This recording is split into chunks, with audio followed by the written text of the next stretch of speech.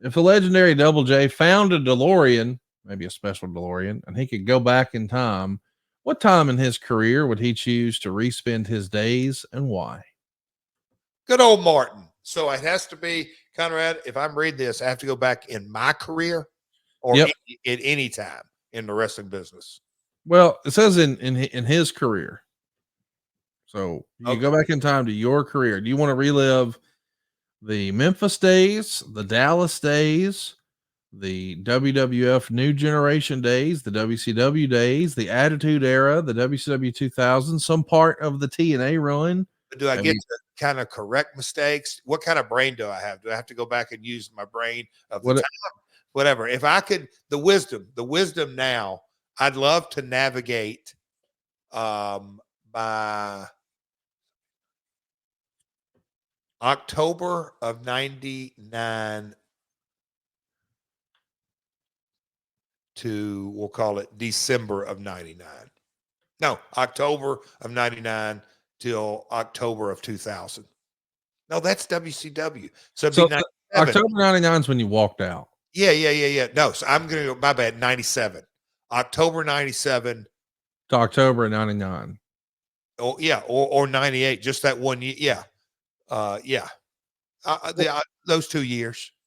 So I don't know another way to ask this. Yeah, go in October of 97, you wouldn't have stepped on your own dick in the promo. That's it. I would have gone and addressed it directly. I assumed, hey, this has been approved by the head chief. Yes. It's hey, what do they say about assumptions, Jeff? I'm a dumbass. Yes. I mean, well, the old saying in the South, if you've never heard this, is when you assume, you make an ass out of you and me. Boom. Which is the way you spell ass, you and me. Anyway. Yep. I just you and me. Hey, Connie. You make an ass out of you and me. I really didn't think you were going to say that, but that makes a lot of sense because, yeah, man, you came over as a hot free agent from WCW, but after that, it does feel like, oh, the air was like that for. It took me a year to rebuild my career. Wow. It's easy to look and because you go back and because of my world and YouTube and the clips, night one, literally, and this I know is a different era, but the jumping ship back to those guys, the promo was red hot. Can you imagine if we had followed up on that for the next month? That would be unbelievable. Yeah. And all it would have taken. Hey, Steve, can I get a little feedback on this? Well, sure. Don't go say that. Okay. All right. I hear you. What can I say? Because this is kind of the point that I'm trying to make, and kind of landed on whatever ground it would have been. Things would have been different. Well said. Let's do one from, and boy, I don't know if you've even put any thought into this, but Brooke Gordon has a great question. How long do you think you'll be wrestling for, Jarrett? Now, of course, this comes up because we just saw, Sting have his last match, and someone posted a graphic not too terribly long ago saying Sting, a WCW legend, had his last match in AEW, and we believe Diamond Dallas Page wound up having his last match in AEW.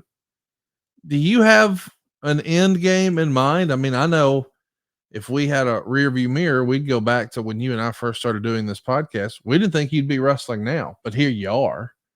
But have you put any thought into that about what the end might want to look like for you?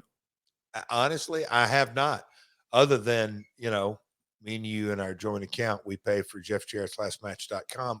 No kidding. Well, it's not a lie. I don't. I truly don't, because we've said this. I mean,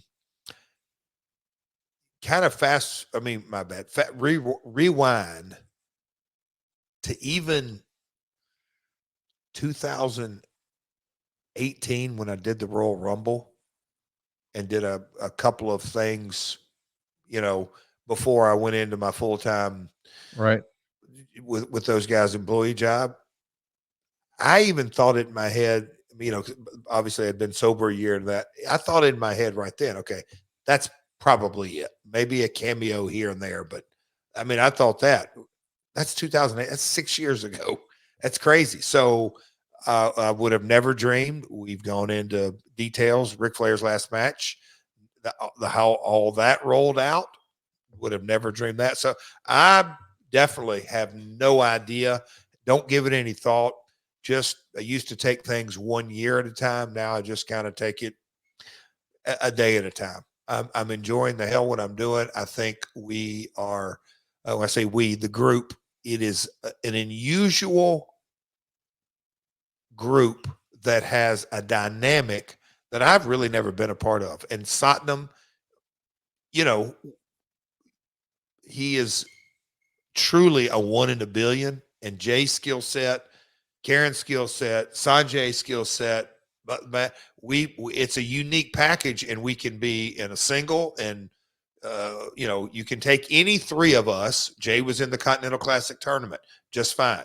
You could take Satnam and give him a single run. You could give me and the one-offs like I've done against Orange Cassidy or the Texas Chainsaw. You can tag me and Jay up, and I think you could tag me and Satnam up, or Jay and Satnam up, and let me manage. I mean, just the climate in 2024, I think we're as diverse and can plug and play just about anywhere. We did the Flaming Tables match on Collision, and that number was, I'll just say I'll take it. Nice. No, so I don't, Conrad. I really, really don't give it any thought. Really interesting questions I want to follow up with. We've got a few I want to hit before we got to get out of here, but this is a great one from Sean Brown. Do you think that because WWE owns the IP for characters like Undertaker, Bray Wyatt, and Kane, that there might be somewhere down the road where we might see someone reprise these characters? Is it that different than there being multiple actors who've portrayed James Bond? That's an excellent question, Sean, because the way you describe that is the way it happens in AAA. Like there's been multiple La Parcas and yada, yada, yada. Like they own the IP in Mexico, and it sort of becomes like Mickey Mouse at Disney World. Well, today at Disney World and Disneyland, and there's multiple properties because you go to Disney World Japan and all that. Anyway, there's multiple Mickey Mouses. That's not the same guy who was doing it at Steamboat Willie back in the day. Do you think that with this new paradigm shift, I know this has always been a no-no in American wrestling. I really do get that. But I'm saying with this new paradigm shift of, hey, wait a minute, WWE owns this IP.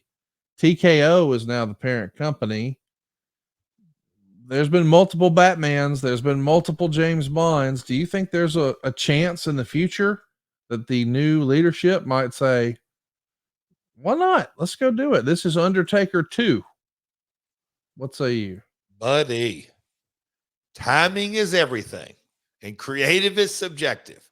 But can you imagine? And again, when I say timing, I'm not talking about the mechanics of a match. I'm talking about the whole essence of a storyline and the build, right? And again, you have. I'll just use. Can you imagine the right set of circumstances? The gong go off, the Undertaker gong, Right. and look, Mark's doing one-man shows now, and he's very active in podcasts and all that. So maybe today the time isn't right. I don't know. But do I think it's a real possibility? I think it's almost a guarantee. That somebody else does the Undertaker character. Hell yes. I think so too. It feels inevitable because we've seen how it works in Mexico. It can work. To a unbelievable successful, and it's really, it wouldn't be possible in this case without Mark's incredible run. Yes. Same with what you just said. There's multiple situations and instances in Mexico that it's the nature of the beast, and it's so, as a creative guy, man, that would be fun to write. Oh my God, fun to write and book and everything that goes with it.